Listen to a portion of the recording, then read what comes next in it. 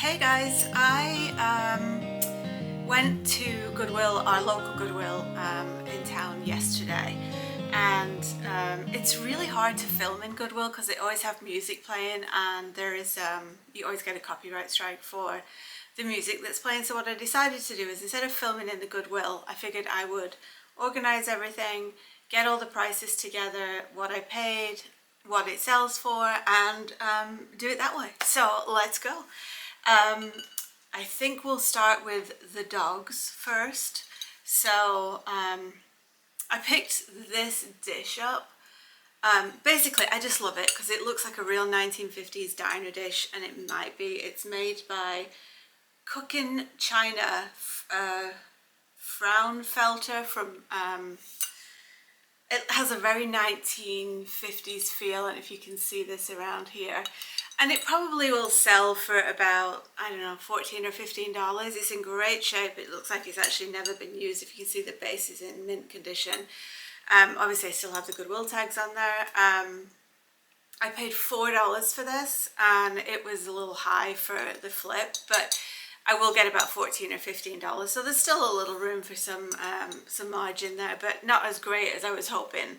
This was an emotional buy. I just loved it when I saw it. What I have been doing lately is only picking up CDs, DVDs and VHS if they are factory sealed and still in the packaging. So this is a collector's or an anniversary edition of It's a Wonderful Life, my favorite Christmas movie ever. Watch it every single year. We have an evening with Mum and Paul, and we watch Elf, and we watch It's a Wonderful Life. Drink wine, have pizza in our pajamas, and it's just a fabulous evening. So I found this one. It was listed for $2.99, but it was red tag. Everything red tag was 50% off, so I paid $1.50 for this. I can probably flip it for about $10, which is not bad. Take $1 into 10 any day of the week. And people like them when they're factory sealed because they know that they're in mint condition and they're really good giftable items that they can pick up at a good price on eBay. So, you know, if I can share It's a Wonderful Life and get somebody else hooked on it as much as I am, job well done. And then these are not necessarily dogs. They're just small. So kind of going to move into the, you know, the middle of the range purchases. So I picked these little dishes up. As you can see, they're also red tag. So these were $1.99 down to $1. They actually have the original Pier 1 tag on it, and at Pier 1 they were $1.50. So Goodwill's charging more than Pier 1 was charging for these. That being said, they're probably 10 or 12 years old. They are retired items, and they're really pretty. They're like little sauce dishes. So I'll list those. I'll probably get about $5 each for these. So I'll list them as a lot of 3 for like $16 or $17. So 3 into 17 is good. Pier 1 is a good brand to pick up because people still have Pier 1 items in their home. Might need to replace it, and then also there's that, you know, that 90s Y2K collectible thing going on right now with Pier 1. So definitely, when you see Pier 1, definitely worth the look up on, you know, on Google Lens or on eBay.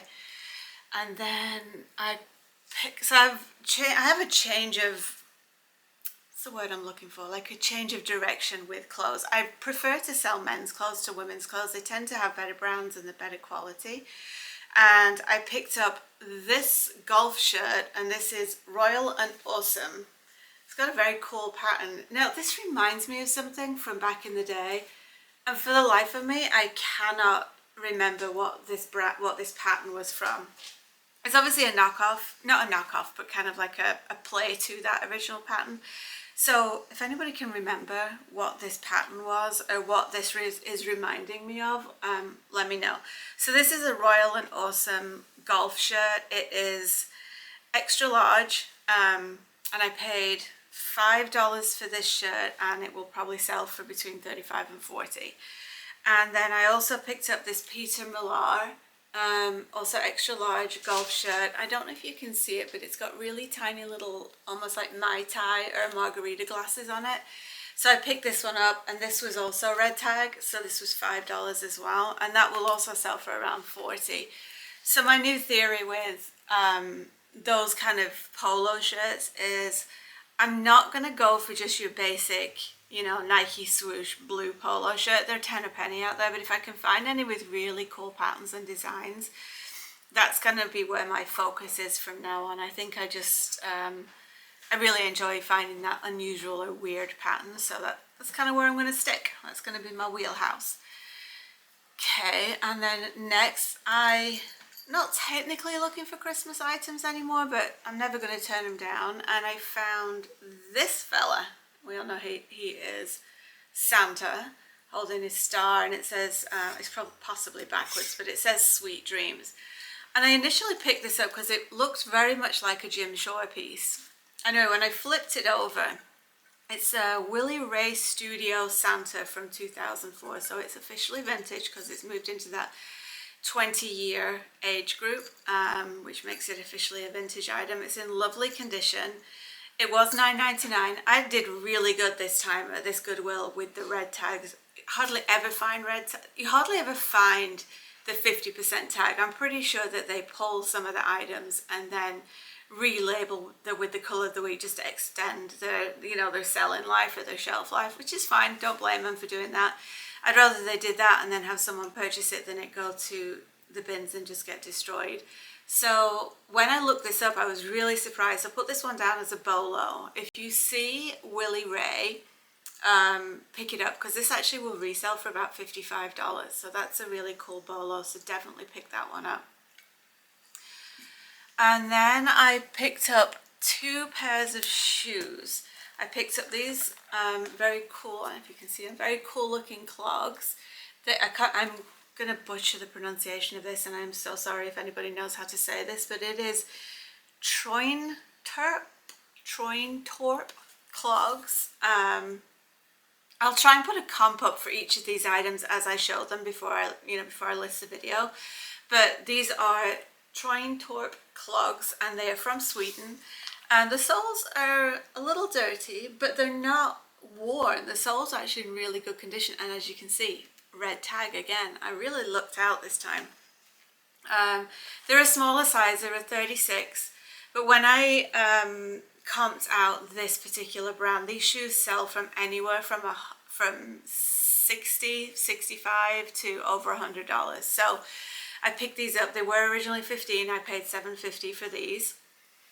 And then last but not least, this is definitely a BOLO brand for men's shoes. This is an Allen Edmonds. Let's see if I can show these. These are big. They're bigger than my head. These are an Allen Edmonds, and it's a Randolph penny loafer. When I first moved over here, I learned about penny loafers, and apparently, and I'm going to tell you something that you probably all know that I didn't know when I moved over here, but back in the day they would put a penny in there, and that's why they call them penny loafers. I did not know that when I first moved over here. They have been worn, but overall they're in really great shape. There's very little heel drag on these shoes. I did pay up for these. They were $25. Now I know other resellers can pick up these Allen Edmonds in their Goodwill stores locally for a lot less than that, but in Connecticut they know what they're selling in the stores, and so they do mark them up. That being said, there's still a lot of margin in a $25 pair of Allen Edmonds, because when I was checking this out, I can list those for around $150. So 25 into 150, while not as good as 7 or 8 into 150, I'll take that any day of the week. I'm thrilled with that. So ultimately, I spent a total of $56 plus tax in the store. I don't have a reseller certificate that I use. I'd rather pay the sales tax up front than deal with it on the back end. And then obviously, actually, the best thing about selling on eBay, or one of them, is eBay deals with the sales tax when you sell the item, and it's like such a relief. You have to work in retail, and knowing how complicated that tax structure is for sales tax on a per state basis. Whew, thank you, eBay. So that was a $56 purchase at Goodwill, and I'm flipping that into about a $390, $400 list price / potential sales. So when you look at, the taxes and all the rest of it, I'm probably going to walk away with about $300 profit. So I'm thrilled with that. You know, a couple hours in the Goodwill, and who doesn't? You know, I love hunting. It doesn't feel like work, so I'm pretty thrilled. Anyway, guys, I hope you like that. I know some of you guys like to go to the Goodwill, but like I said, it's really hard to record in there just because of the music that they play, and they play it super loud as well. Anyway, I will see you on the next one. I have a couple of sales coming up this week. Paul is off this weekend, so he's going to be joining me and my mum. So we're going to have some family outings. And yeah, hope to see you on the sales. Thanks, guys. Bye.